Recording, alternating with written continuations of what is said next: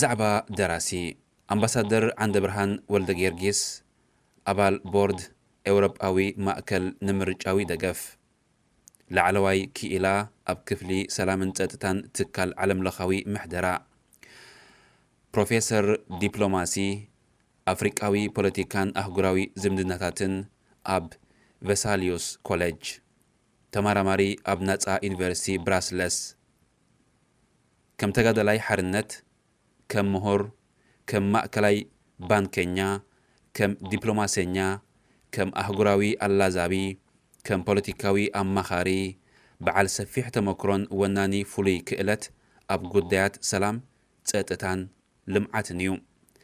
عند برهان قديم تجادلاي أبتي مئنتي حرنت إيرتراز تقايد كيناتن حاد كابتوم مسرتي أبالات مأكلاي شماغل هزباوي جنبار حرنت إيرتران هج حقه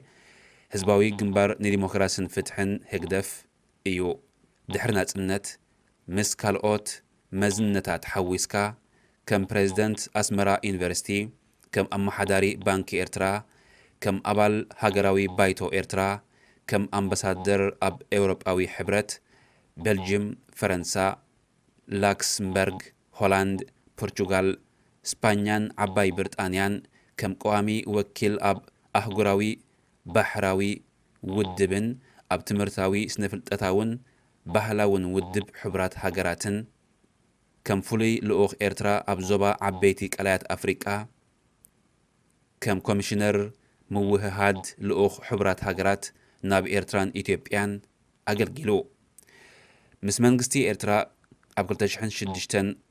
كاب زيباتخ ندحر دما كم لعلواي أمخاري بروغرام أفريقيا ناي أهجراوي جوجل كلولاو كم أمخاري أوروباوي كوميشن أب مدلاو استراتيجي أوروباوي حبرت نغرني أفريقيا سريحو عند برهان كاب كولورادو يونيفرسيتي ناي باتشلرن بي اس سي ماسترسن ام بي اي ديجريتات اللو أب هارفارد يونيفرسيتي ناي دكتوريت بي اتش دي ديجري أصنعو حيالو صحفات دما احتمو نسو تقرنيا أمحارنيا عربينيا إنجليزينيان فرنسانيان يزرب زخبركم تخاتلتي نلمي مساي زكايدو علال قداماي كفالو كقربيو سناي مكتتال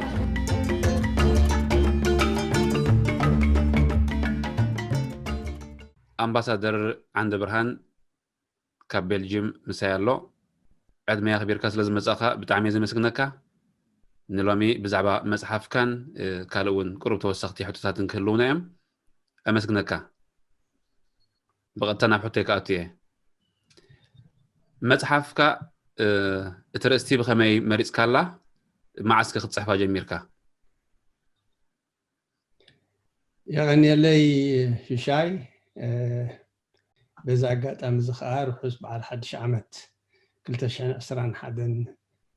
كتمني لك فولي دستا اسمعني أغني اللي أنا مصحف كدرس ده حسبكو جنا أب ميدا أبرتاو قرص خلنا يو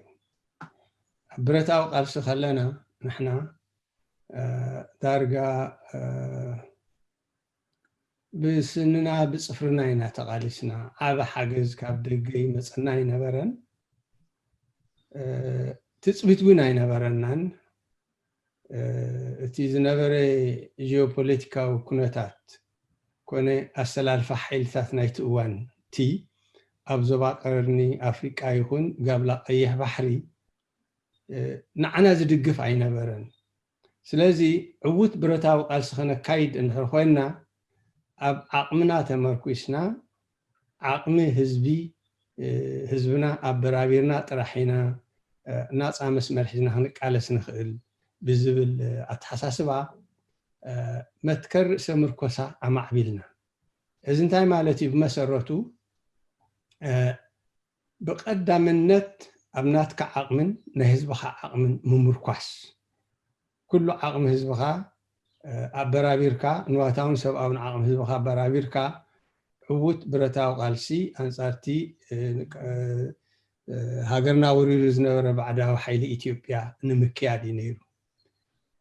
ብከምዚ ናይ ብሓቂ ብዘይ ብዙሕ ርእሰ ምርኮሳ ክንብል ከለና ግን ግዳማዊ ደገፍ ኣይንደልን ማለት ኣይኮነን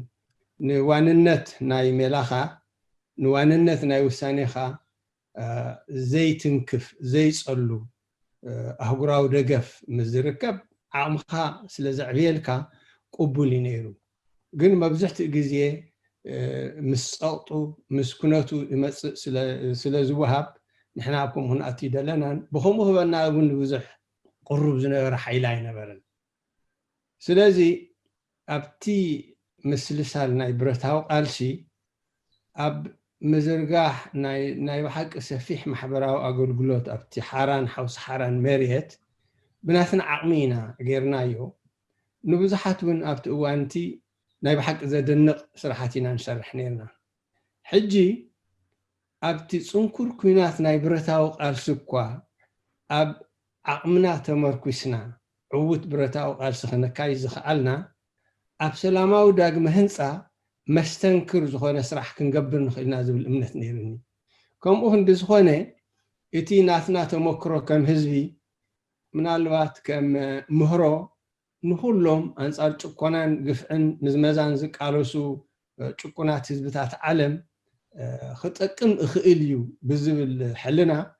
ብዛዕባ መትከር ርእሰ ምርኮሳ ኣተገባብርኡ ኣብ እዋን ብረታዊ ቃልሲ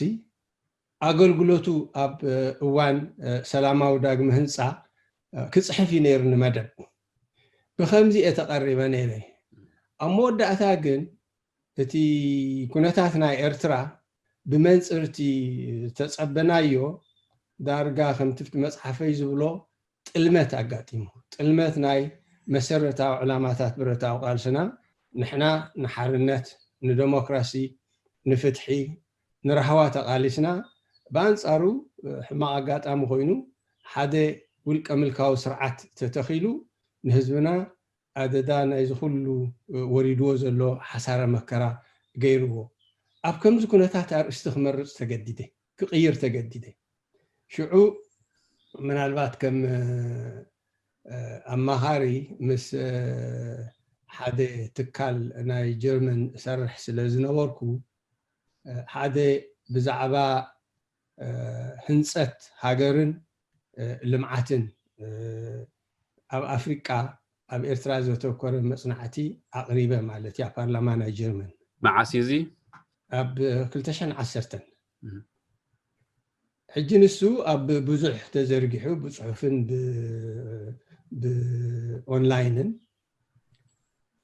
እምበኣር ኣነ ነዚ ሓሳብ እዚ ከማዕብሎ ከዕብየለ ወሲነ ሽዑኡ እንዳሓሰብኩ ሓደ ምርምር ከካይድ ጀሚረ ሓደ ምክንያቱ ብናተይ ተዘክሮ ጥራይ ዘይኮነ እንተላይ ቀዳማውን ካልኣውን ምንጭታት ናይ ሓበሬታ ከናዲ ጀሚረ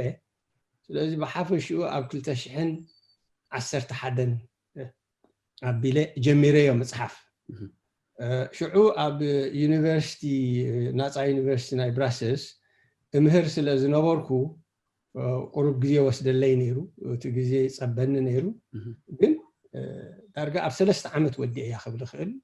ኣብ መወዳእታ 2013 ንማሕተም ተቐሪባ ተሰናዲኣ ተሰሪዓ ሪፎርማትድ ኮይና ኣብ 2014 ወፅያ ማለት እዩ ዳርጋ 6 ዓመት ገይራ ሕጂ ያ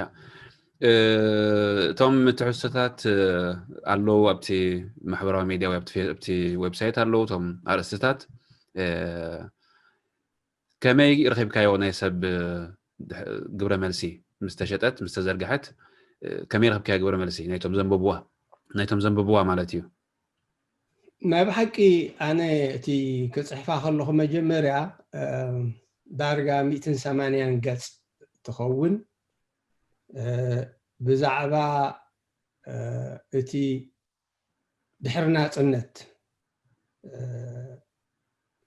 تغباراو منغشتن مهناص تي ام مسرح برتاو قالسا صبيقو زدلدل مهناص حجر نمدلدال بعافش يغن محبراوي فتحي زسفن بوليتيكو قطباو سرعت مهناص ابز كايد زنبر قالسي زتكورت እሞ ብሩእይ ኣብቲ እዋን ከዓ ትፍሽለት ጥልመት ገኒኑ ይርአ ስለ ዝነበረ ኣብኡ ዘተኮረት እየ ገይረ ፅሒፈ እያ ነይረ ሕጂ ሓደ መሳርሕተይ ፕሮፌሰራት ኣብቲ ዩኒቨርሲቲ እስኪ ረኣዩ ለይ እዚ ርእቶታት ሃቡኒ ሂበዮም ሕጂ እንታይ ይብሉኒ እቲ ፅሑፍ ብጣዕሚ ፅቡቕ እዩ ብጣዕሚ ተነባቢ እዩ ኣገዳሲ ሓበሬታ ኣለዎ ግንሲ ኤርትራስ ኣይትፍለጥ ነታ ኤርትራስ ኣበይ ምዃና ከመን ዝፈልጣ የለን ብዛዕባ ኤርትራ ይትዛረብኒ ኢኻ ዘለካ ኣቀማምጣኣ ጂኦግራፊያ ታሪኻ ስለዚ ብዛዕባ ኤርትራ ቁሩብ ኣእቱ ኢሎም ሕጂ ሽዑቲ ብዛዕባ ኣደኻኹና ኤርትራ እቲ ውጥን ንምቁርራፅ ኤርትራ ስግግር ካብ ኤውሮጳዊ ኣፍሪቃዊ መግዛእቲ ዝብል ኮታቲ ጥንታውን ዘመናውን ታሪክና ኤርትራ 3-4 ምዕራፋት ወሲኸ እሱ ምስ ወሰኽኩ ከዓ እንታይ ብሉን መሊሶም ካልኦት እውን ናይ ሓቂ ዓበይቲ ጠበቃታት እውን ብዛዕባ ትሕዝትኡ እውን ኣገዳሲ ሓበሬታ ወይ ምክሪ ስለ ዝደለኹ ንዖም እውን ሂበዮም እምባ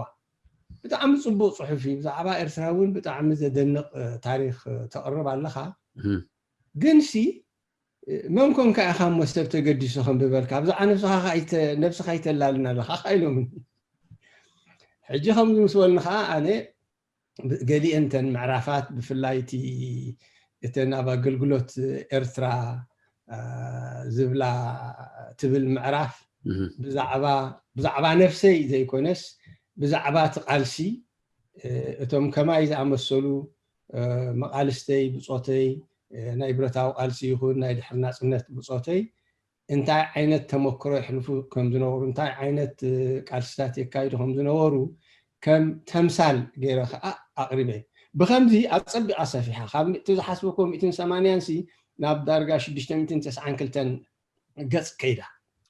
ሕጂ ሽዑብ ክልተ መቂልካ ኣብላ እዚ ደኣ ዓብዪ እዩ ሰብ ክሪኦ ከለኹ ቪድዮ መጀመርታ ንሲ ኢሎም ኸ ድሓርካ ዓብዪ ኢሎም ኸ ድሓርካ ዓብዪ ሲ ኣብ ክልተ መቕሎ ኢሎም ሕጂ ክልተ ክመቕሎ ገለሲ ኣነስ ከም ሓንቲ ጥምርቲ ገይረ ከቕርባ እየ ዝኾነት ትኾን ኢለ ብጥምርቲ ኣቕሪበያ ማለት እዩ ሕጂ እቲ ዝመፀ ርእቶ ብጣዕሚ ኣወንታዊ ሃናፂ ርእቶታት ይመፅዩ ብግብሪ እውን ኣብቲ ቀዳማይ ዓመት ልዕሊ ተፀበይዋ ስለ ዝሸጠት ብርክት ዝበለ ዳርጋ እንታይ ትብሎ ብልጫ ረኺበላ ገንዘብ ተተሚኑ ምክንያቱ እሶም ሳይ ኣለዎም ሓደ ፅፍሒ 5,000 ቅድሓት ኣብ ትሸጠሉ እዋን ዝተፈላለየ ህያባት ኣሎ ንዓኻ ዝቡኻ ብገንዘብ ተተሚኑ ኣብተን መጀመርያ 3-4 ወርሒ ከዓ ቁፅሪ 1 ቁፅሪ 2 ካብተን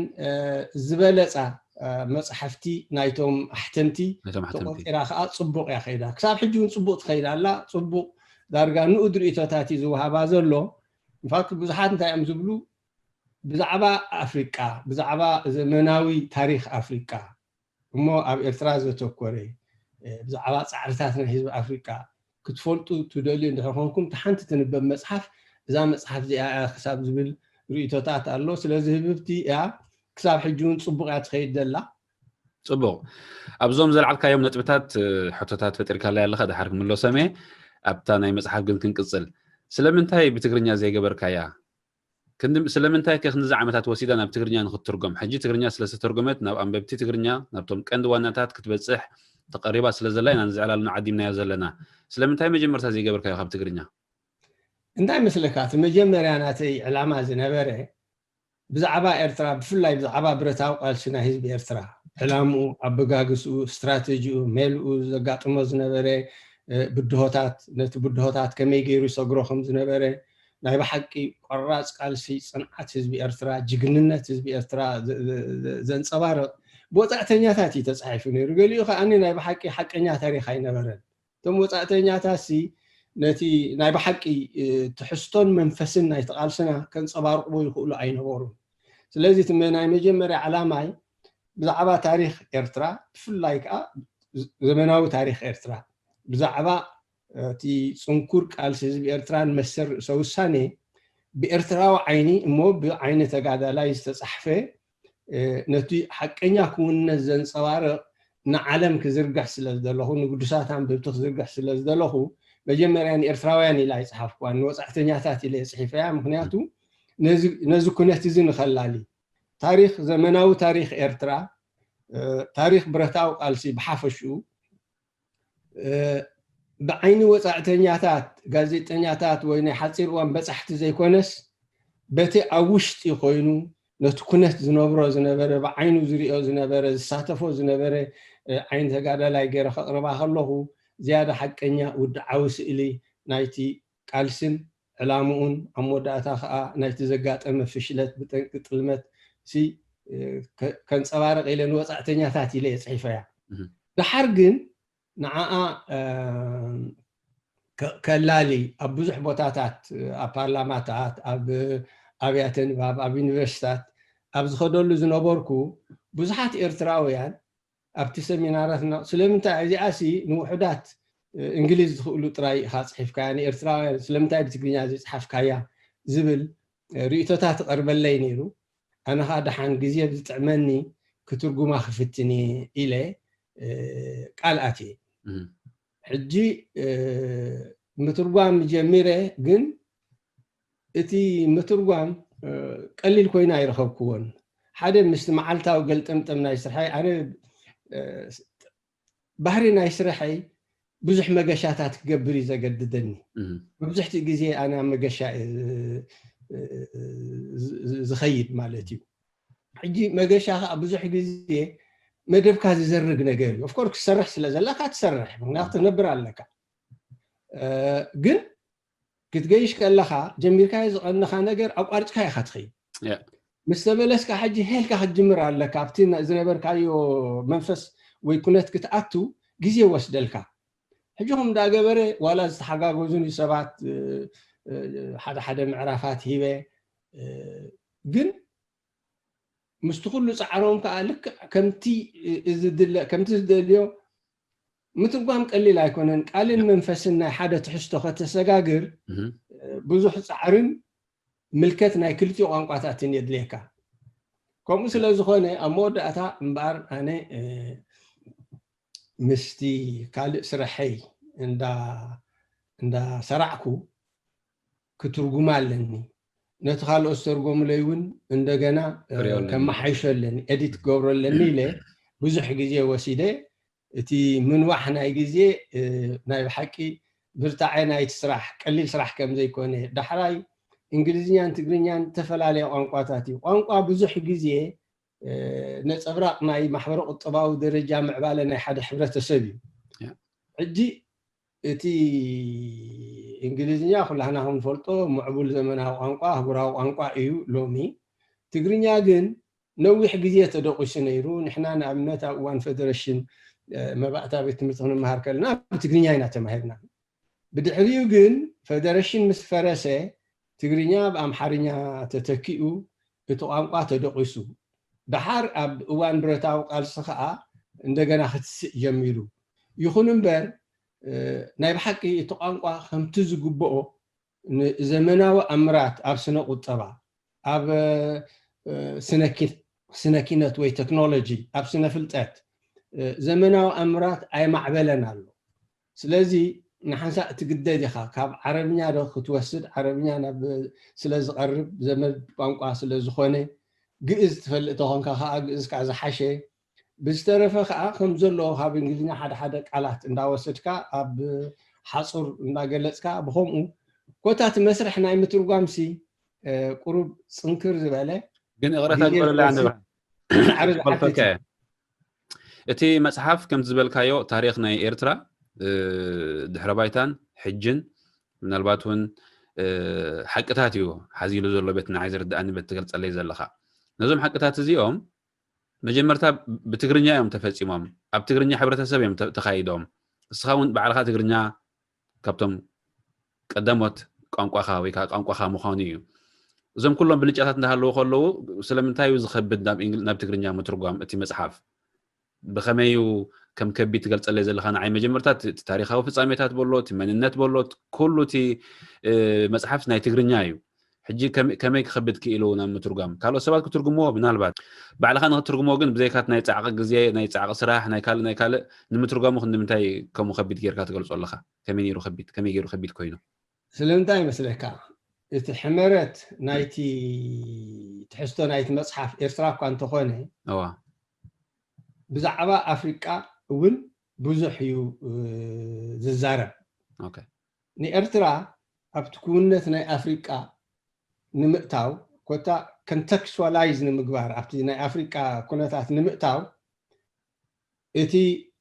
ምጽኣት ዘመናዊ ሃገረ መንግስቲ ኣብ ኣፍሪቃ ምስ መግዛእቲ ተተሓሒዙ ኣብ ኣፍሪቃ እውን ካብ ቀደም ኣትሒዙ ካብ ባርነት መግዛእቲ ሓድሽ መግዛእቲ ወዘተ ክሳብ ሕጂ ዘሳቂ ዘሎ ኩነታት ብሓፈሽኡ እታ ተምሳላዊት ወይ ቲፒካል ፕሮቶታይፕ ትበሃል ኣፍሪቃዊት ሃገር ዘጋጥማ ዘሎ ቅልውላው ናይ ምንታይ ክትብል ከለኻ ብሓፈሽኡ ምንቅስቃስ ሓርነታዊ ምንቅስቃስ ኣብ ኣፍሪቃ ንናጽነት ጥራይ ኣይኮነን ተቃሊሱ እንተላይ ንመሰረታዊ ማሕበረ ቁጠባዊ ለውጢ እንተላይ ንምምዕባል መነባበሮ ህዝቢ ንምምጻእ ሓርነት ዴሞክራሲ ራህዋ እዩ ነይሩ እንተሪኢና ግን እቶም ኣብ ኣፍሪቃ መራሕቲ ዝኾኑ ዋላ እኳ ገስጋሲ ኣቀራርባ ወይ መግለጽታት ይህቡ እንተነበሩ ኣብ ግብሪ ኣብ ስልጣን ምስ መፁ ነቲ ስልጣን ዝህቦም ሓለፋታት ንምዕቃብ ናይ ብሓቂ ከም ሓደሽቲ ገዛእቲ ተካእቲ ናይቶም ቅድሚኦም ዝነበሩ ጻዓዱ ጥራይ ኮይኖም ኣብ መነባብሮ ናይቲ ህዝቢ ለውጢ ከምፁ ይከኣሉ ትፅቢት ዝነበረሉ እቲ ህዝቢ ዝፅበዮ ዝነበረ ንኣብነት ዴሞክራሲያዊ ስርዓት ክትከል ማሕበረ ቁጠባዊ ልምዓት ክመፅእ መነባብሮ ህዝቢ ክመሓየሽ ማሕበራዊ ኣገልግሎታት ብሰፊሑ ክዝርጋሕ ድንቁርና ጥሜት ድኽነት ክጠፍእ ዝነበረ ትፅቢት ኢንፋክት ኣብ ገሊኡስ ብዝገደደ ቀፂሉ ስለዚ እዚኣቶም ናይ ብሓቂ ኣምጻዕቲ ሓርነት ወይ ኣበሰርቲ ዴሞክራሲያዊ ስርዓት ኣበሰርቲ ማሕበረ ቁጠባዊ ለውጢ ዘይኮኑሲ መቐፀልታ ናይቲ ቅድሚኦም ዝነበረ መግዛእታዊ ስርዓታት ኮይኖም ተሪፎም ስለዚ እዚ እቲ ሕመረት ቅልውላው ናይቲ ኣፍሪቃዊ ሃገረ መንግስቲ ዝበሃል እዚ ቅልውላው እዚ ንኤርትራ ኣይክፀሉን እዩ ኤርትራ ክትምንጥሶ እያ ነዚ ብድሆ እዚ ክሰግሮ እያ ምክንያቱ ተመክሮ ናይ ብረታዊ ቃልሲ ስለ ዘሎ ብከምኡ እንድሕሪ ከይዶ ቀፂሎም ኤርትራውያን ናይ ብሓቂ ሓደ ዕውት ኣብነት ናይ ምዕቡል ሃገረ መንግስቲ ንህዝቡ ማሕበራዊ ኣገልግሎታት ዘቕርብ ዴሞክራሲ ፍትሒ ርሃዋ ዘስፍን ስርዓት ክትከል ዝብል ትፅቢት ስለ ዝነበረ ነዚ ኩነታት እዚ ምስቲ ኣብ መጻጻ ታሪኻዊ ማዕባብላ ናይ ሃገረ መንግስቲ ኣብ ኣፍሪቃ ኣተሓሒዘ ዘምፅኦ ምክንያቱ እቲ ሃገረ መንግስቲ ዝበሃል ኣምር ናይ ኣብ ኣፍሪቃ ብመግዛእቲ ይተኣታት እዩ እዚ እንታይ ዝበሃል ወስትፋልያዊ ስርዓተ መንግስቲ ኣብ መበል 19 ዘመን ኣብ ኤውሮጳ ዝማዕበለ እሱ ኣፍሪቃ ተተኺሉ እቲ ሃገረ መንግስቲ እቲ ዶብ ዝበሃል ኣምር እውን ኣብ ኤርትራ ይኹን ኣብ መላእ ኣፍሪቃ ብጠንቅቲ መግዛእታዊ ምምቃል ናይ ኣፍሪቃ ዝመፀ ነገር እምበር ቅድሚኡ ናይ ብሓቂ ፍሉጥ ዶብ ድሩት ዶብ ዘለዎ ብዘመናዊ መምዘኒታት ናይ ሃገረ መንግስቲ ነቲ ትርጉም ዝበቅዕ ሃገር ነይሩ ክትብል ኣይትኽእልን ኢኻ ተረዲእካ ግበረለ እቲ ሕቶ ናተይ እቲ ቋንቋ ዝተጠቐምካሉ ኣብ ትግርኛ ዝተጠቐምካሉ ሓረጋት ኣብቲ እንግሊዝ ዝተጠቐምካሉ ሓረጋት ኣበሃህላታት ኣብ ትግርኛ ስለዘየለ ድዩ كبيدو زبال كانت نبايا خملس نبتحتو أسفيخات قلت لي تفتنا الخرد أن اللوجن متان كنا حسرة أتوم ستقام كلهم حركاتن تبها هلاتاتن تاريخ في صامتاتن أنا بزأمنون أنا بزرد أن تغني بقوعيو ولا كخوسخ زخيل زقبو أنت خنا أب تكنولوجي بس نفلت أبكال كوسخ زخيل مخان ولا أنت تسمع مع كله نزي تبلا نزل لها نبتكرني عن المجلات وجن بقوع أنقوا خويني يسمع عنه مو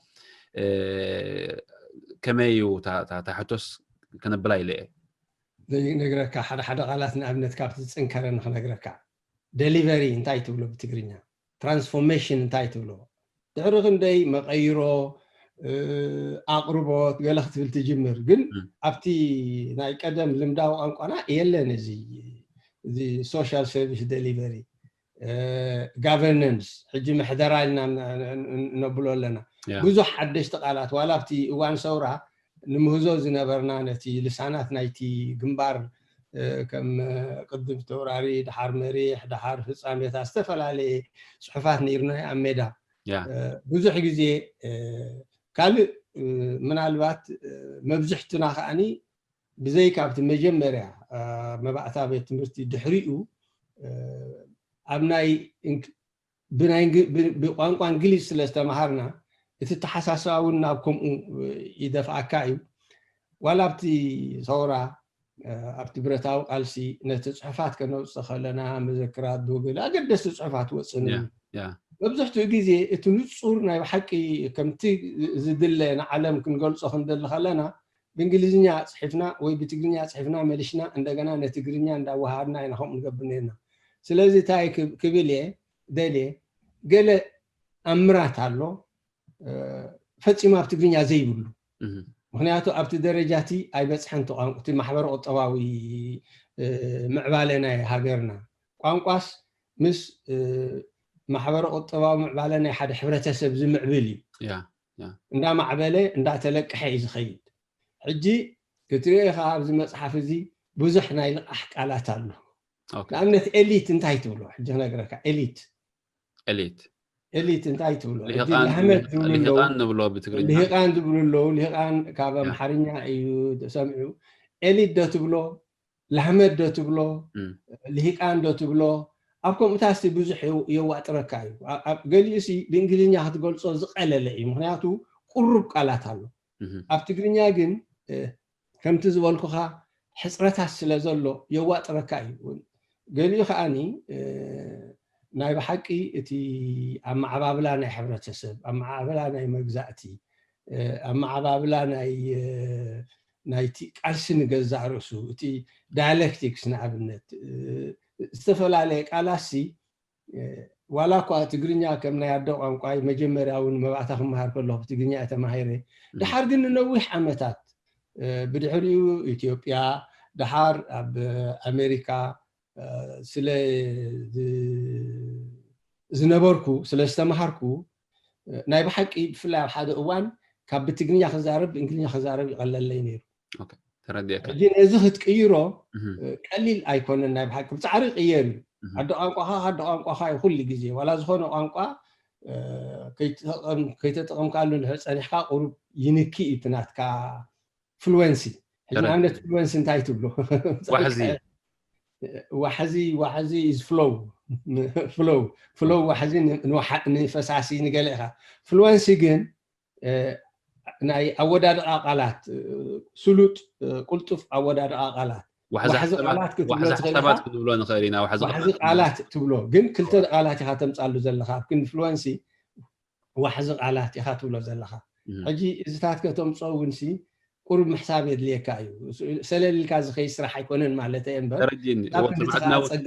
ونخرد دوي أنا عمري غاز حتى كذا اللخو بنياتو تمسرح مترجم تمسرح مترجم نبعلو تمسرح محتام نبعلو تمسرح مزرقح أنا سلز فولت أورد أني قلت سمعتي نتي زلو ديتيلز نخفولت أوي زارب زلخو مساعد خير حتى ولا تني اتمسحف معرتناتهم ናይ ደገ ሕብረተሰብ ወይ ናይ ደገ ወጻእተኛታት ዘገደሶም ኤርትራውያን ከም ዘገደሶም ሕጂ ዝሓለፈ 34 ዓመት መደምደምታ ተበፂሑ ተተርጊሙሎ ንብል ኣለና ግን ዋላ ብንእሽተይ መጠን ይኹን እቶም ሓቅታት እስኻ ተኣምነሎም ሓቅታት ተፈፂሞም ተብሎም ሓቅታት بتقرنيا أبتجزيتي قد ما بإنجليش كمان بتقرنيا تصحيفون يرون تزخون ولاتهم أبتا مجمرة 280 جز نيراز بالكان مالتي تقمي محلون دو حجوكا خويني يخلونا بتقرنيا والمسير لوجن نمنتاي وتناتي أتوكرو إتحبرة سبناتنا ننباب زلو قربنتن دلونتن زنا أدا يكونن السخم كأتهم تقادلت زنوركم كأني نزنا برنا مجلاس كأ زنا أد بحري والكمن كسب حجة أي محاشكم وان إذا بزح حسب هذا السلام عليو بيت مصحف توهيبون يرون تزخون جن زخلوا ذا حلف 10 عامات وحد كتر زي بهال أنبيبو محلو إلى حسب مو حجخة ما يحلفون الكاتي تأمن ولاس تخوني روي الكاتي تأمن ناس لك رجز عليه شدشت عامات راحيو أوكي جن أبزو حلفة شدشت عامات كان مجمرة أتحيزة تزجورز نوركو بفلاي إرتراويان سمينارات እንዳወዱ ድሙን ስለ ዝነበሩ ንመብዝሕቱ ትሕሶ ናይቲ መጽሓፍ ብትግርኛ ኣቕሪበየ ኣብ ሰሚናራት ጥራይ ዘይኮነ እንተላይ ኣብ ዌብሳይታት ኦንላይን ተዘርጊሑ እዩ ብመሰረቱ ግን ኣይከምቲ ብምሉኡ ተጠርኒፉ ሙሉእ ስእሊ ዝህብ ዝሰማልአ ስእሊ ዝህብ ኣይኮነን እምበሪ ብዙሕ ካብዚ ሓሳባት እዚ ኣብ ብዙሕ ኣነ ዝሃብክዎ ኣስተምህሮታት ይኹን مدرتات تنصباريق እዩ እቲ ፍልሊ ሕጂ ኣብ እንግሊዝ ብእንግሊዝኛ እንታይ ዝበሃል ምስሊ ኣሎ መስለካ better late than never ካብ ፈፂምካ ዘይምግባር ደንጊኻ ምግባር ናይ ብሓቂ ከዓኒ ደንጊዩ ኣይብልኒ ምክንያቱ ትዘልዕሉ ሕቶታት ሕጂውን ርሱን ጉዳያት እዩ ኣብነት ብፍላይቲ ካልኣይ ክፋል ናይቲ መጽሓፍ ካብ ምዕራፍ 10 ክሳብ 18 ሕጂውን ርሱን ሕቶታት ዘሎ እዩ እቲ ኣብ መንጎ እቲ ሜላን ግብርን ናይቲ መንግስቲ دحان كم ببندو تفكر لين السنة كاب يغريتها كاب معرف عسرت زلوا كم ببندو تسمعون نتمسحف نمجزو تاي بهالكهلو مثلا كفار كل تير كاللخا معرف عسرته زي قادو ولا قلنا لي تنببا خاب ولا خاب تقد كفال حدا كمان سلسته حاجه حره انت لك يا الله تنوا ኤርትራ ኣብ ቅረና መንገዲ ታሪክ ዓወት ጥልመትን ተስፋን በአምባሳደር ዓንደ ብርሃን ወልደ ጊዮርጊስ ዝተደርሰት ኣገዳሲት መጽሓፍ ብጠለብ ብዙሓት ቅዱሳት ካብ እንግሊዝኛ ናብ ትግርኛ ተተርጊማ ኣብ ክልተ ክፋላት ተሓቲማ ንዝርግሐ ተዳልያ ከም ዘላ ነበስር ይብል ክፋል 1 ምዕራፍ 1 መላለይ ምዕራፍ 2 ኣድኻኹና ኤርትራ ምዕራፍ 3 ውጥን ንምቁረራጽ ኤርትራ ምዕራፍ 4 ስግግር ካብ ኤርትራዊ ናብ ኣፍሪቃዊ መግዛእቲ ካብ ኤውሮጳዊ ናብ ኣፍሪቃዊ መግዛእቲ ምዕራፍ 5 ጽንኩር ቃልሲ ንርእሰ ውሳኔ ምዕራፍ 6 ህንጸት መንግስትን ልምዓትን ምዕራፍ 7 ርእሰ ምርኮሳን ናይ ኩፖን ቁጠባን ምዕራፍ 8 ሓለንጊ ገደብ ኣልቦ ሃገራዊ ኣገልግሎት ምዕራፍ 9 ዝውታረ ሓይሊ ከም ልሙድ ኣገባብ ክፋል 2 ምዕራፍ 10 ዘይቃዶ ሜላን ግብርን ምዕራፍ 11 ኣፍሪቃዊ መንግስቲ ኣብ ቅልውላው ምዕራፍ 12 ኤርትራ መርኣያ ትስፉ መጻኢ ኣፍሪቃ ምዕራፍ 13 ጽምዶ ኤርትራዊ ዲያስፖራ ምዕራፍ 14 ኣብ ኣገልግሎት ኤርትራ ምዕራፍ 15 ክውገድ ዚከኣል ዝነበረ ኩናት ምዕራፍ 16 ርቡጽ ስምምዕ ምቆራጽ ተኽሲ ምዕራፍ 17 ምርግጋጽ ሰላም ኣብ መንጎ ኤርትራን ኢትዮጵያን ምዕራፍ 18 ናይ መወዳእታ ምእንትዚ ኣይተቃለስናን يبلاتن معرفات هبتا مصحف زلوا تمصحف تسب من البات انتاي معرفات انتاي ارستات العلال يلو حتى مسجمر نزتات كري ويب كمسكتو كم بالينا نبوزلنا بار بزعما مصحف كنبلو زغبانا مسترفه ندحر الله خوينو عدل كباكا دحر نبتي كال زدال خون قربتات كاتو እንታይ መስለካ እቲ ናይ ዋናውነት ናይ ትሕዝቶ ናይ መጽሓፍ እንዴት ተዘገድስ ሕጂ እቲ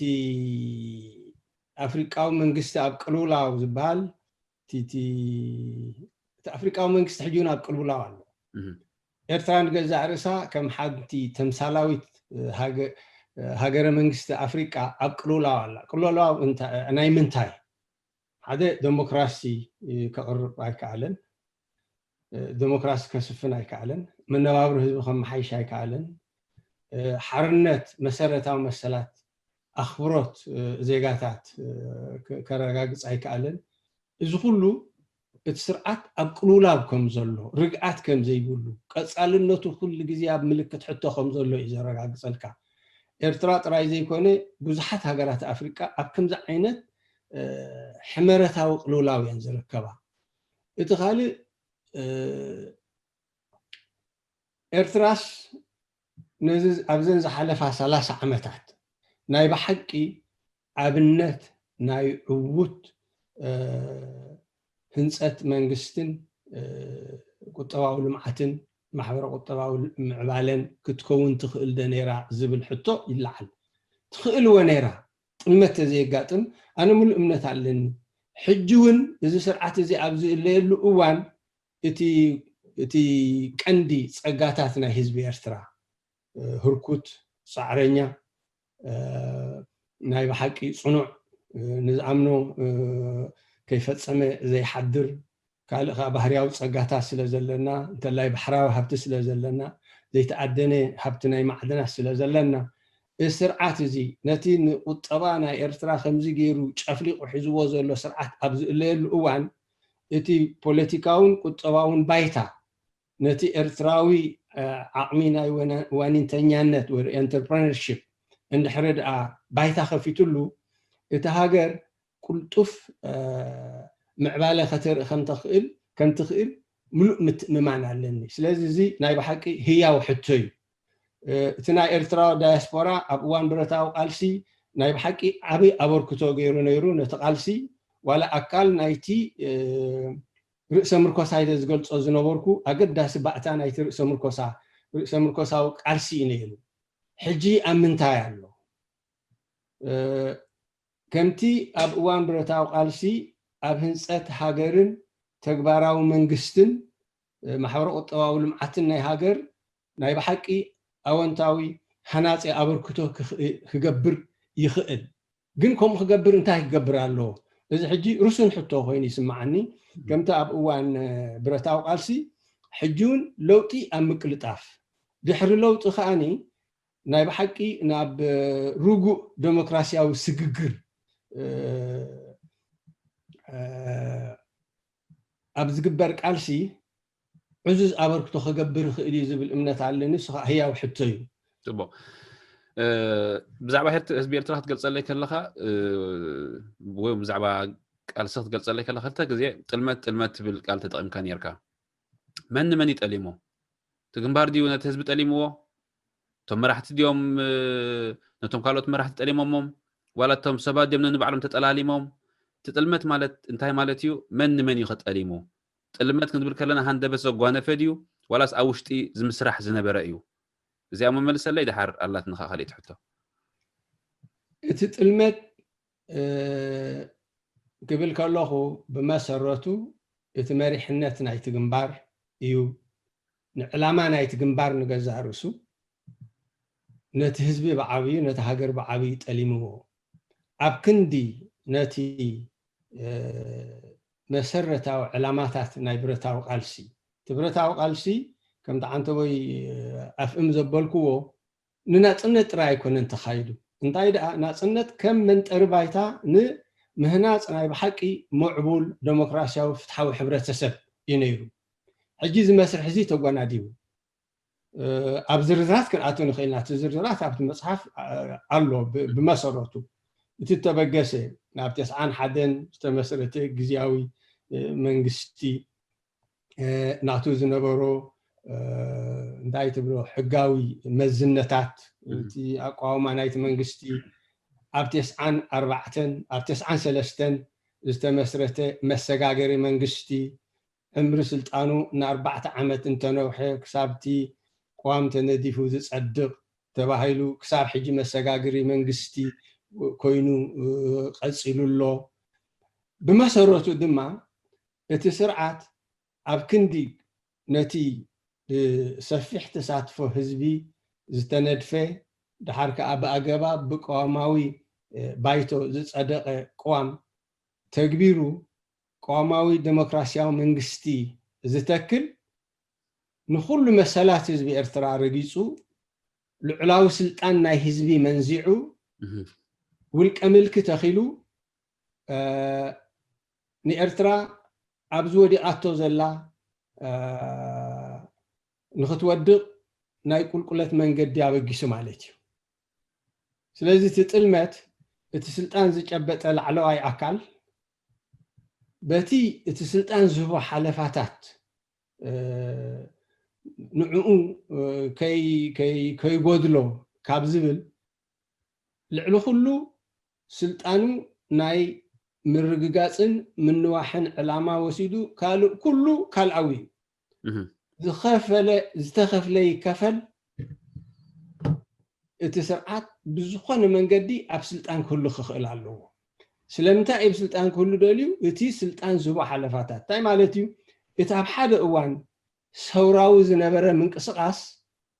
أب سلطان مسمصه كم مبزحتو سرعاتات أب أفريقيا ناب أدحار حارة حيلي ناب عقابي نايتي زرخبو حلفاتات تغيروا مالتي بخالق آلات تصورح برعينو أبدي ساعات زي توم لعلوت حلفتي حجي أب محيركم زلو زقلصو سخون بأكل نيركا كالوتو نيروم نتجنبار نتقالسي زمرحمو عوض زبصحو أبا كهن أبا تولد برهان تسقاي زتباهلو أب 93 أب غازيتا صحفو سمعني ربع قدامي تجنبار ناتسنت همتيو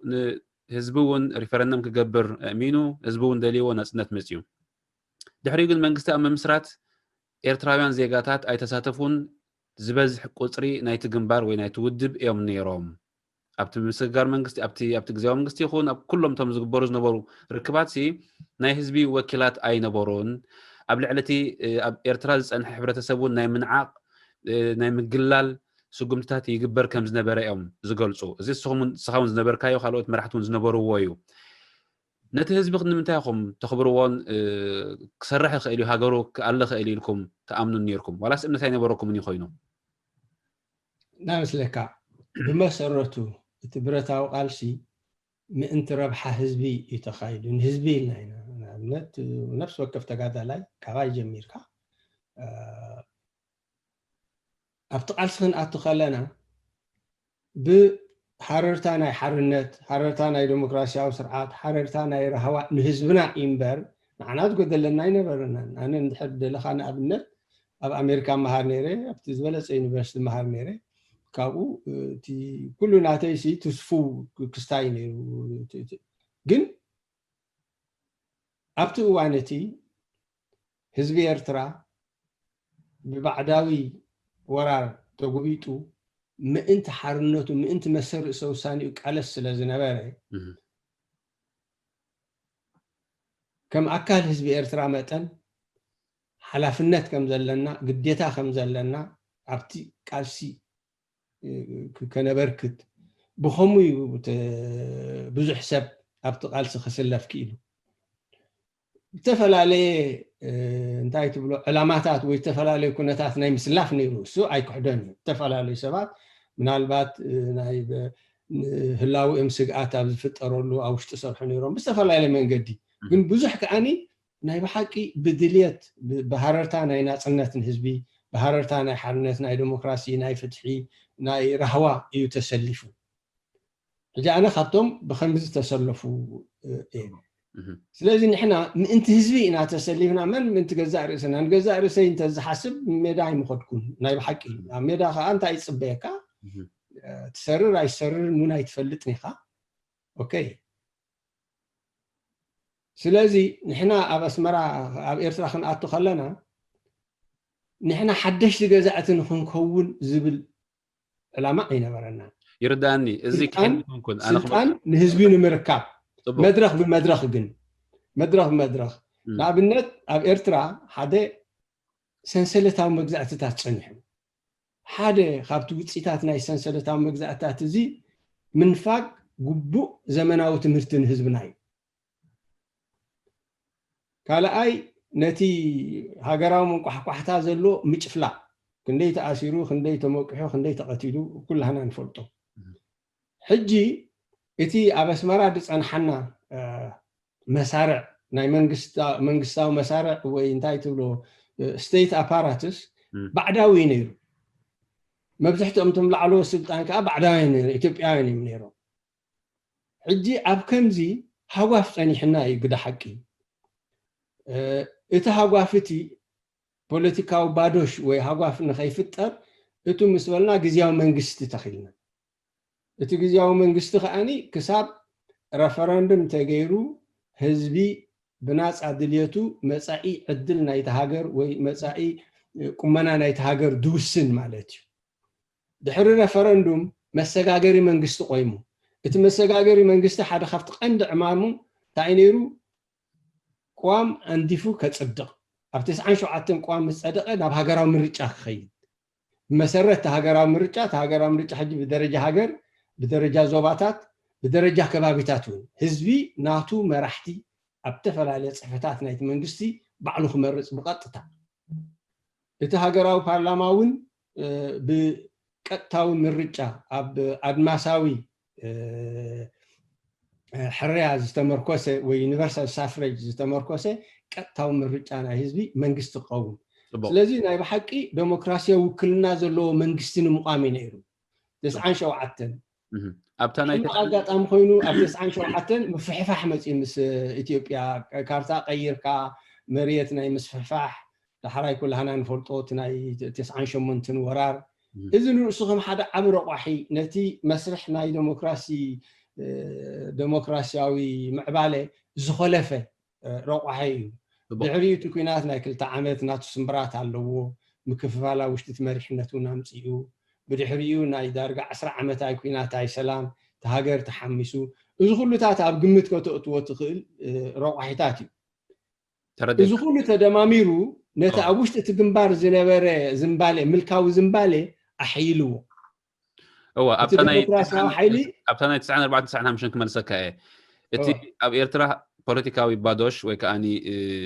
ሓደ ሃጓፍ ከም ዝነበረ ተዓዚብኩም እዚ ብመጽናዕቲ ዘካየድኩምዎ ድዩ ዋላስ ብገምጋም ኣብ ኣኼባ ዝገበርኩሞ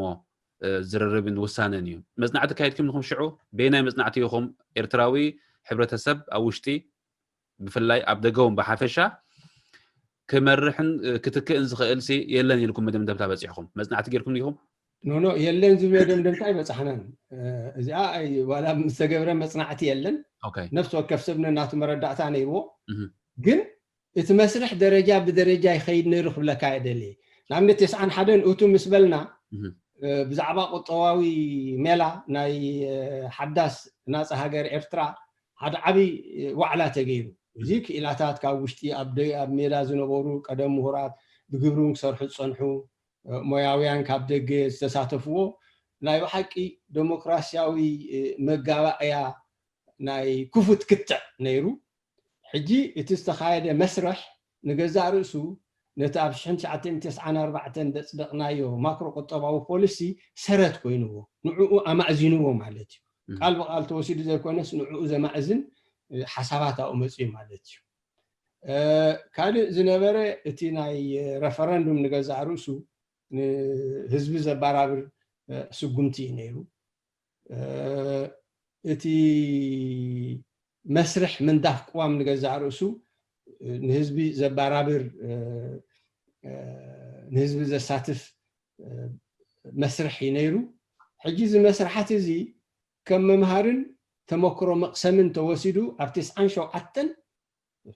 ሃገራዊ ምርጫ ክግበር መሰረት ውፅኢት ናይቲ ሃገራዊ ምርጫ ከዓ ናይ ብሓቂ ህዝባዊ መንግስቲ ዴሞክራሲያዊ መንግስቲ ንህዝቢ ኤርትራ ብኩሉ መምዘኔታት ናይ ብዙሕነቱ ዝውክል መንግስቲ ንክኸውን እዩ ነይሩ እቲ ዕላማ እዚ ዕላማ እዚ ግን ተኸሊፉ እቲ ምኽላፍ ከዓኒ ነቲ ኣብ ውሽጢ እቲ ግንባር ዝነበረ ሚዛን ሓይሊ ቀይርዎ ምክንያቱ ኣብ እዋን ኩናት ህፁፅ ኩነታት ኢኻ ህፁፅ ኩነታት እዩ ዘጋጥመካ ኣብ እዋን ኩናት ላዕለዋይ ኢድ ዝሕዝ እቲ ፀጥታዊ ሓይልታት እዩ ዳሕራይ እቲ ፈፃሚ ኣካል ናይቲ መንግስቲ ፍጹም ቁፅፅር ናይቲ ፀጥታዊ ሓይልታት ስለ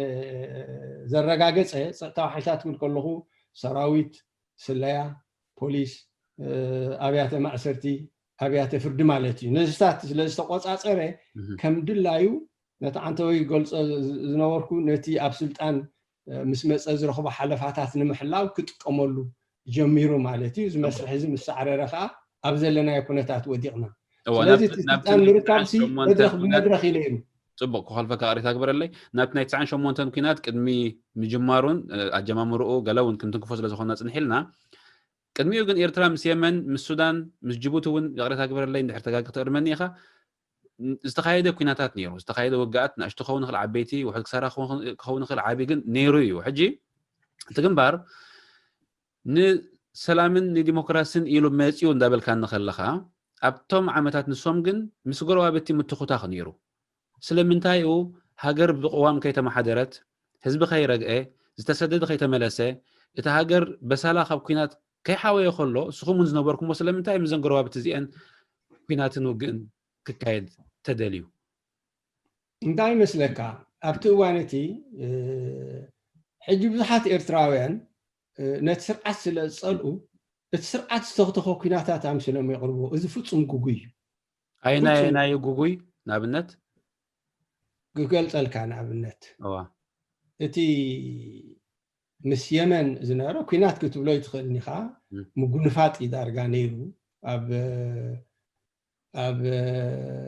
ሕዳር 1995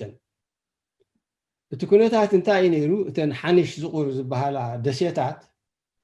ቅድሚ ሕጂ ካራኸራ ነይረን እየን ግን ካብ ቀደም ኣትሒዙ ማዓስከር ናይ ጥልያን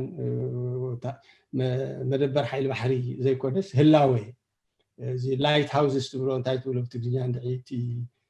ኣብ ባሕሪ ባና ኮይኑ ዝሕብር ላይት ሃውስስ ነይሩዎ ገለ ነይሩ ብጥልያን ዝመሓደር የሰሓብ ነይሩ እዩ ግን ደርጊ ከሎ ክሳብ ደርጊ ዝነበረሉ እዋን ኣብ ትሕቲ ቁፅፅር ናይ ኢትዮጵያ እዩ ነይሩ ኣብ 95 መንግስቲ የመን ኣብኡ ሰራዊት ኣንቢሩ ልዝባት ተጀሚሩ እቲ ልዝባት እቲ ዝካየድ ዝነበረ ክልተኣዊ ልዝብ ኣብ ስምምዕ ኣይበፅሐን ኣብ ስምምዕ ካብ ዘይበፅሐ የመን ከዓ ሰራዊት ሓድሽ ኣምፅኣ ኮፍ ምስ ኣበለትሉ ኤርትራ እምበኣር የመንሲ ሰራዊት ኣብኡ ብምውፋር ሓድሽ ክውነት ክፈጥሩ ደልዩ ኣለዉ እሞ ንሕና ከዓ መሰል ኣለና ክንከላኸል ተባሂሉ ተኸላኸሊ ስጉምቲ ተወሲዱ ሽዑ ኤርትራ ይኮነትን ጀሚራቶ እቲ ኩናት ሕጂ ምስ የመን ተዋጊኣ ገለ ተዋጊኣ ናይ ሓደ መዓልቲ ገለ ውግእ ነይሩ ብመሰረቱ ተንደሴታት ኤርትራ ሒዛተን ኣብ መወዳእታ መስርሕ ከይዱ መብዛሕትአን ከማን ናብ የመን ከይደን ብዝተገብረ ጌጋታት ወዘተ ወዘተ ድሓናው ይኣቱ ግን ኣብ በጋግሳ ናይቲ ኩናት ገና ኣብ ትሕቲ ደርግ ከለዋ ኣብ ትሕቲ ኢትዮጵያ ኤርትራ ኣካል ኢትዮጵያ ኮይና ኣብ ትሕቲ ደርግ ክሳብ ዝነበረት ተንደሴታት እየን ኣብ ትሕቲ ኢትዮጵያን ማሕደራ ነይረን ሓድሽ ኩነታት ምስ ተፈጥረ ግን እዛ ሓድሽ ሃገር ወይ ብዙሕ ኣፍልጦ ይብሉን ድኹም እዩ ክቃወማ ይክእኒ ዝብል ካብ ዝብል ስምዒት ትኸውን ወይ መበገሲ ኸውን መበገሲ እንታይ ነይሩ ናይ የመን ኣነ ኣይፈልጥኒ ግን ንሶም ሰራዊት ኣምፅኦም ኮፍ ኣቢሎም ሓይሊ ባሕሪ ኤርትራ ከዓ ነቲ ሰራዊት ኣኽቢቡ ዳርጋ ንመብዝሕትኡ ማሪኹ እቲ ታሪክ ንኩላህና ንፈልጦ ኮይኑ ስለዚ እዚ ኤርትራ ኣይኮነትን ቀስቂሳቶ ኣነ ንኣብነት ከም ምርጫይ ኣብ ክንዲ ነቲ ሓይሊ ብሓይሊ ምባል ምስ የመን ፅቡቕ ዝምድና ከዓ ስለ ዝነበረ ንዕባይ ፋልኩም እንታይ ትገብሩ ኣለኹም እቲ ልዝብ ክቕፅል ነይርዎ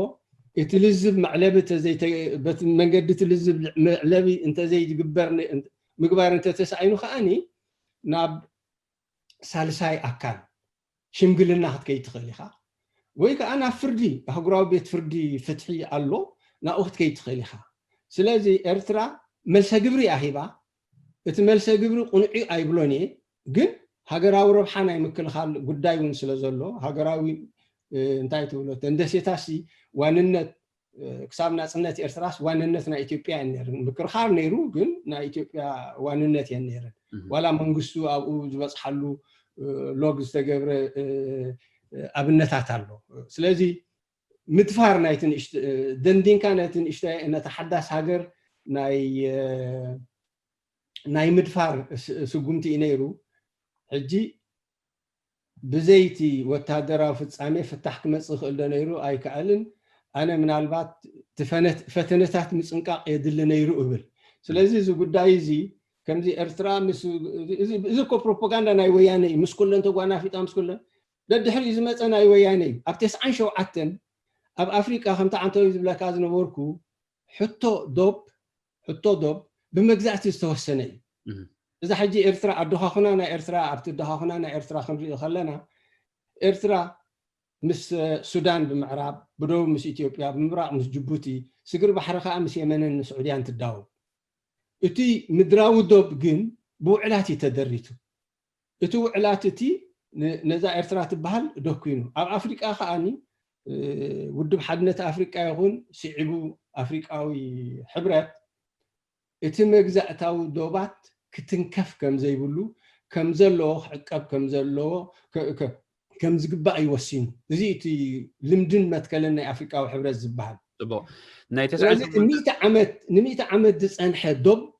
بينهم بإيدونهم كيرهم نتينا بتجراي تو مريت كع فحوحهم دالن داتو قبت أنا عد مروك ناي كباب بعد من ناي قالوا كل حجي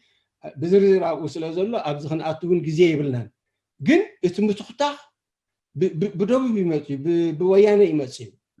تحرون اتمقتلتي نايتهم شمونت ما كونناتنا إرتراويان مسمصه ولا شعو أنا خنقركا شعون اتي ملسا قبري نا إرتراون متون خون نيرو قدنا يكونن حدا أهدو سلا تقنصلكا أملك كينات كتأتو بدحريون إثيوبيا خيدهم كينات كوجو مخني عين برن إزي قدلت لبنا ناي مريحناتات ناي كلتي أوغاناتيو جن اتمتخوتا كارتا قيركا أبزي مريتكا من محدار نافرسكا حدش من محدار متكالوكو تكبرنا يوراني إتمنجس جن كابتس عن شو عتن سامود أثاس سقيلو ريو سقيلو خري أي نبرن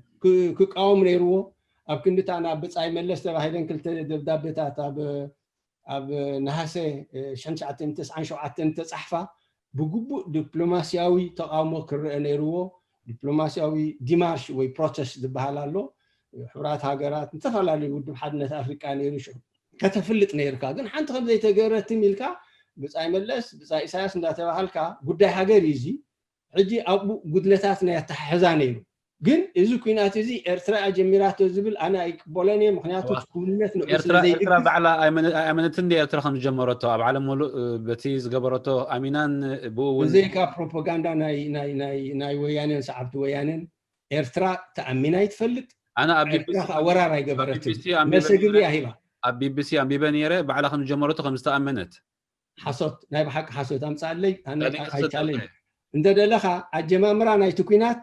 أبت مصحفة يالله أنت إذا كنقرأ ترديني أما صحف قالوا جن بزح سب نوع أمنن زلوا خمس نسخة بي بي سي وات زلوا تأمنون زلوا هاي تقبلون زلوا أنا كو قدامه وصل من شيء أنا كو إرتراوي أنا كو سمعني أنا كو أمنوت ترى وساعتين أبغى ما خلاش ما أقول له باقوم باري خاب قدم أبوش تزلوا بوليسيز مدننا مسويانة صبغ قريت فلتو صبغ قريت فلتو ترى زي كونس أب مسألون متقارون ووحسعني رأي كما بالمريحنة ስለዚህ ሓደ ጋዜጠኛ መጪው ዝበሎን ሓደ ውሽጣዊ ሓበሬታ ዘለዎ ኣብቲ መስርሕ ዝነበረ በአካል ንነዊሕ እዋን ኣብቲ ስርዓት ዝነበረንሲ ክትመዝኖ ከለኻ ናይ ቀዳምነት ትህብ ኦፍ ኮርስ ናይ ርእቶ ጉዳይ ይኸውን ግን ኣነ ነቲ ጭብጥታት ሒዙ ዝማጎት የዝኣምን እምበር ነቲ መጪው ናይ 2-3 መዓልቲ ቢሉ 2-3 ሰባት በዓል መንነቶም ዘይፍለጥ ዕላምኦም ዘይፍለጥ ኣዛሪበ ኢሉ ኤርትራ ጀሚራቶ እንድሕሪልኒ ኣነ سجمتي بسجمتي اتنافت كوينات زمرحة تكبارات سلازو زرزرو نتحق تاتو زبده يمصع ترديكا تحقي حجي قبرو أسرات كدم حجي قلمتي قبر نيرو إرترا خم جمرتو تقلت نيرو حجي نوع مركز غير يخون كن زاربا كاز الله سون بوليتيكينيا سون بوليتيكينيا خا صحافي خا سون صحافيو بي بي سجن ناي منغسي إرترا كم ز آمنة مركز غيرو غاليس منش غيرو يزارب زلو إذا كاب كلهم نقولهم زلنا ناس أزخونه ميديا أي بزي قدس بوليتيكاون كالخالنا تو أجنداتن أبزانت بزي أجن من قصير ترى 5 آمنة يزقل زلوا حجي نزي حق إذا خمي غيرنا كنقبله زي نخيل إذا حسوت يو أمس علي نساء من كم من قصير ترى ويلا أمينة تزاريبو إذا كو خستيلو زي كونسي أنا تجبتها قبر أسرار خافتم ولعت نايت كوينات كوي قبر أسرار تايب لك هبكل تتعيسنا كوي تبلكا ኤርትራ ንኸነምልስ ነርና ብለካ መን ትርኢ መስለካ ታምራት ላይ ነር ኣዩ ሕጂ ናቱ ኢንተርቪው ወይ ኦሃድ ደናሚ ዝበሃል እቲ ጉዳይ ወያነ ከም ዘበገስዎ ወያነ መሪሕነት ወያነ ባድመ ልዕላው መሬት ኤርትራ ምዃኑ ፈልጡ ከም ዝነበሩ ከም ፕራይም ሚኒስተር ከሎ ፈልጥ ከም ዝነበረ ዝፅሓፎ ቃለ መጠይቕ ዝሃቦ ረአ ንስኻ ገብሩ ኣስራት هو ኣካል ናይ ትክስታይ እንዲነ ካብቶም ታስለካ እንደበለካ ሓደ ካብቲ ጥንቅታት ናይቲ ኩናት قريت كم مركز يحزو كم مبقسي يحزوني ناي قبرو أسرات زبلنا يو على متى كم مبقسي كم مرات أي حزوني أي كونكوز تقاملوا زلخو سو بوليتيكينيا أيو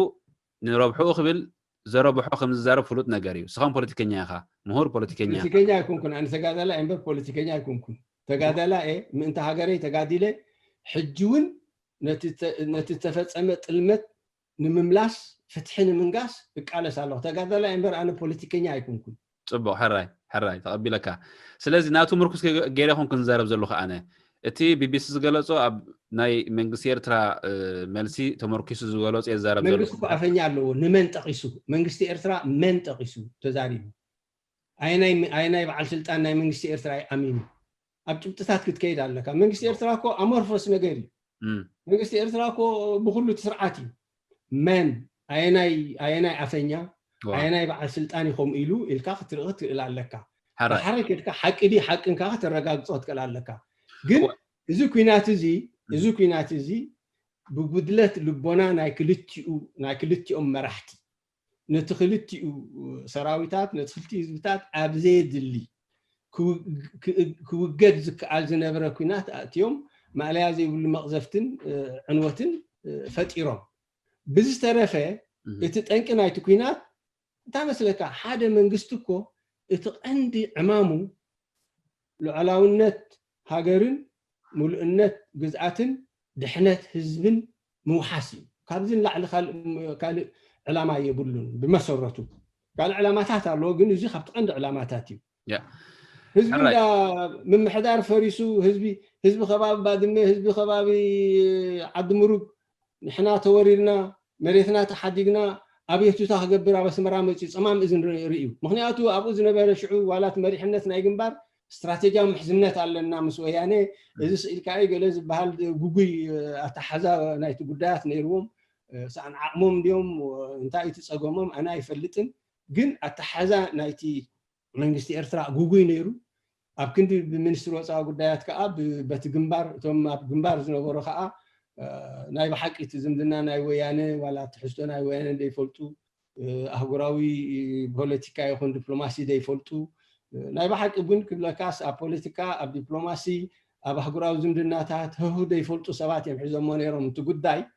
ናይ ዶብ ኣብ መንጎ ክልተ ሃገራት ከሎ እንታይ ዝብል ስምምዕ ሒዞም መፅኦም ድሕደሊኻ እቲ ኣብ ክልቲኡ ወገን ዘሎ ህዝብታት ሽማግለ ውፅእ ይምእዝኑ ኣብ ውሽጢ ሓንቲ ሃገር ዘሎ ምስሓብ ናይ ሓደ ህዝቢ ይኮነን ኣብ መንጎ ክልተ ሃገራት ዘሎ ናይ ልዕላውነት ናይ መሬታዊ ሙሉእነት ጉዳይ እዚ ከመን ክርድኡ ወይከኣሉን ስለዚ እቲ ጉድለታት ናይ ኣታሓዛ ነይሩ እዩ ብመሰረቱ ግን እቲ ወራር ህዝባዊ ወያነ ሓርነት ትግራይ ወይ ከዓ ህዝባዊ ወያነ ሓርነት ትግራይ ዝዕብለል ዝነበረ መንግስቲ ስርዓት ናይ ኢትዮጵያ ኣብ ኣዲስ ኣበባ ተኽቲኹ ዘበገሶ እዩ ንዓና ሓደጋ እዩ ነይሩ ስለዚ ኤርትራዊ ግዛቱ ባህላ ጉጉዩ ክእረም ኣለዎ ሰብ ንኢሳያስ ስለ ዝፀልአሲ ኢሳያስ ኣበጊስ ወልካ ዘይፈፀሞ ወንጀል መሃብ ቁኑዕ ኣይመስለኒ እንግዲህ حقس كتفق يبلون إساس نحر صلي خايب بتخال إزجورة تقاومه أبزي أجن يس كم تيجوا صدوا ملصق جبري لبا ما ينبرن جن حلاف النت ناي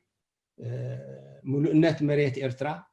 العلاونت هاجر إرترا دحنت إرترا موحس نيرو نزح حلاف النت زي كابشحنش عتم تسعن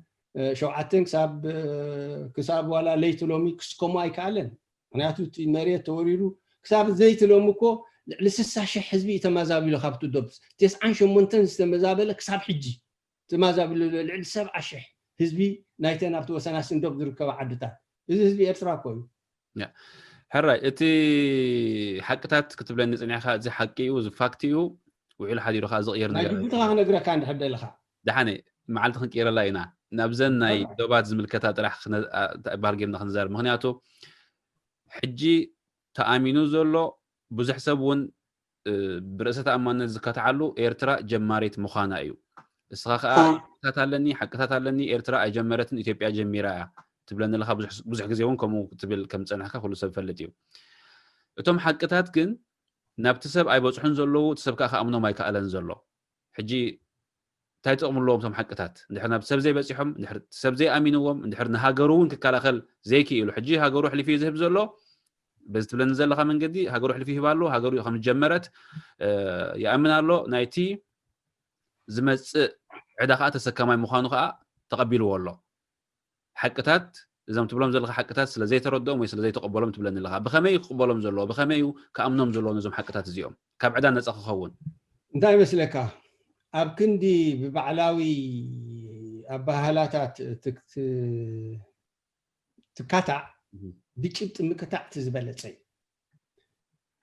دوب إرتران إثيوبيان بسلسته وعلاتي تدريتو ناي 1900 تماكلاي كفال نايتو دوب 1900 كلتن اتي معراباو كفال نايتو دوب 1908 اتي مراعاو كفال نايتو دوب ازي بزن سلسته مغزاتا وعلات زتدرت دوب ازي ن100 عامت كيته تنكفصنيحو ابوان مغزات طليان ابوان وتهدراو محدار بريطانيا ابوان فدريشن اب دحري فدريشن فريسو إرترا بإثيوبيا مستغبطت كساب 1997 نأستات 100 عامت كيته تنكفصنيحو اب 1997 كارتا كلل عباي تግራይ مصيو رأيو نمجمريا غزي سمين كابتن ناي مغزعتاو وعل دوب سفيح قرصراص مريت إرترا اب تግራይ زتو كارتا مصيو ازي نرؤسو حاده تግባር ناي وراري اب تحتي اغراو حقي ازي تغيرو اي تغبرن ጭብጡ ኳል አሎ ተካርታ ሰብ እንድሕሪ ክፈልጥ ደሊ አሎ ተካርታ ብድሕሪዩ اب عد مروق زغاطمه ፍጻሜ نزوم اغوغمو ابولو منعم كنطق افقدلنا تبايدو حراي تبايدو اسخمان غيغايو اب مريتكا زخون بعدا حيلي بفقادكا خطئتو اي غبان زول امنت علنا اني قنا ايكونن زول امنت علني غن اتيم اتو مسول انتاي غيرو ابو صنح محدار افريسوم نتي ارتراو محدار افريسوم ناي تግራይ محدار مسيبتوم نتو ازنبره حزبي وإثيوبيا وكن ويالغس يدوم سو يغمو ابيتو تحيزو مچنه مسمرة صمام بزن رخيبو نتخالق بوتازي مطرار زبحال منالباس خا انشتي خاي تفلط انت خونت مطرار زبحال امر عين فلطنينا نتو دوب زكو كابتي املا عالم زلو دوبات بزياده زتنصره تدرت دوبي ملكتات ونيروكو ينت ملكتات اندا دفعخا مطرار زبحال مسففح مصيو كودنت حدش كودنت ابايتا مفطار مصيو إذا كل الناس تجبر جن إتي نتكونتات كعل زجوب منجستي إرترا ولا حنتي بلن حنت خمسة يجبر صغيلو ترايتن كل تدب دبيتات على خاب إسعاس ناب بسعي ملس بهيلن تصحفا ملسنا يملس على لبو كترياتو خلي هاتو حستو نايب حق بروتوكولا وجباب الصحته منجستاوي قطع زي بلو إيو أنا راح حجر زي وكل أتحزان أي تقداي سلازي إذا نجزع رؤسو تكبارات ناي وراريو بمسرة أهجراو حقي حجة أنا أنت أعزب لك كم زيلو خمزيلو زي كونسي بتي أبايتا زنبارة شبوت تكبارات يا أنا زموزنو وسخا حدا بحدا زرزيري علخو سلازي تي ناي بعلاوي رئيتوتات محاب زي كونس نتي زنبارة كونتات بودعو من قدي مسجبتاتو مقرب أنا خا مسجبتاتو أقربية له صبو حجي زغر ما يكونن كنبل نخيل له تي جنبار ويت منغستي كاب تسعات حزو مسيمن السودان مسغله انت تغراچو افاتاتها شجرات بخالق منغدي زحلالخ منغد انداخده نبز كله ممصو زغر ما يكونن كنبل نخيل له حزب خن تخغبر نيرو ابزم كلهم زحلفوا عامتات تخغبر نيرو حزبي مسارنا ناي غازنيات بل مسارنا العلوت حلف تبل كينات مكيات بل كلهم زم زحلفوا مسرحات انده حلفوا كلو تهزب انتهي ترخ تصاوت نيرو